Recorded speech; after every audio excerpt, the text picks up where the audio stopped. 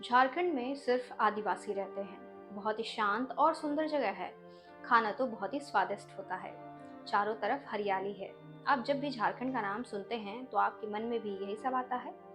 पर क्या कभी आपने सोचा है कि झारखंड का नाम झारखंड कैसे पड़ा और बिहार से क्यों अलग हुआ? इस वीडियो में हम झारखंड के बारे में बात करेंगे। नमस्कार दोस्तों, जोहार। झारखंड का इतिहास गहराई से जुड़ा हुआ है। झारखंड शब्द संस्कृत और प्राकृतिक भाषाओं की ध्वनि से निकला हुआ लगता है। जहाँ झार का अर्थ है जंगल या झाड़ी और खंड का अर्थ है क्षेत्र या भाग। इस प्रकार झारखंड का मतलब हुआ जंगलों का क्षेत्र। यह नाम इस पूरे भूभाग की भौगोलिक विशेषताओं को दर्शाता है, क्योंकि यहाँ घने जंगल, पहाड़ और प्राकृतिक संसाधनों की भरमार है। प्राचीन काल में इस क्षेत्र को अतवी प्रदेश कहा जाता था। संस्कृत में अतवी का भी अर्थ जंगल होता है, जो संकेत करता है कि यह भूभाग हजारों वर्षों से वनवांछित रहा है और मुख्यतः वन्य जीवन से जुड़ा हुआ रहा है। यह भूमि शुरू से ही आदिवासी समुदायों का निवास स्थान रही है।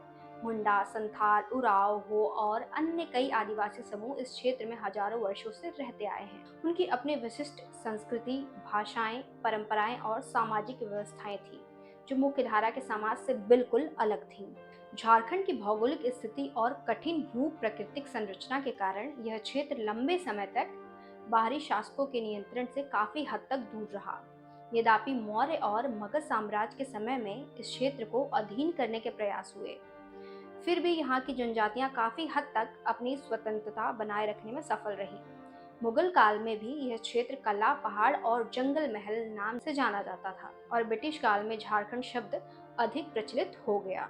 ब्रिटिश काल के दौरान इस क्षेत्र में आदिवासियों के साथ भेदभाव और शोषण ने उन्हें विद्रोह के लिए प्रेरित किया। बिरसा मुंडा जैसे महान नेता इस धरती से उठे, जिन्होंने न केवल अंग्रेजों के खिलाफ विद्रोह किया, बल्कि आदिवासियों के अस्मिता और अधिकारों की रक्षा के लिए एक संगठित आंदोलन भी चलाया। उनके संघर्षों से प्रेरणा लेकर झारखंड नाम का राजनीतिक रूप से भी महत्व बढ़ा और आजादी के बाद यह नाम एक अलग पहचान का प्रतीक बन गया।